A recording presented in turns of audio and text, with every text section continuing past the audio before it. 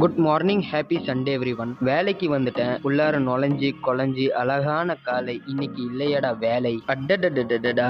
கவிதை கவிதை. பொண்ணுங்க கண்ணுல வைப்பாங்க மையி, இவன் வாய் திறந்தாலே ஒரே பொய். எனக்கு பிடிச்ச வேலை செய்ய போறேன், அதாவது சுத்தம் செய்ய போறேன். சுத்தம் சோறு போடும், சுகாதாரம் உயிரை காக்கும். சுத்தமா பெருக்கிட்டு இலைகளெல்லாம் பத்த வச்சேன். சேர்த்து வச்ச குப்பையெல்லாம் அள்ளி வண்டியில போட்டேன். சின்னதா ஒரு பிரேக். டீ குடிக்க வந்திருக்கேன். மிச்சர் சாப்பிட்டுட்டு டீ குடிச்சேன். கிளாஸ குப்பை தொட்டியில போட்டுட்டு, ஞாபகம் இருக்குதா நம்ம நட்ட வச்ச செடி தான். ஐயோ இதுல வேற குப்பையெல்லாம் இருக்குது.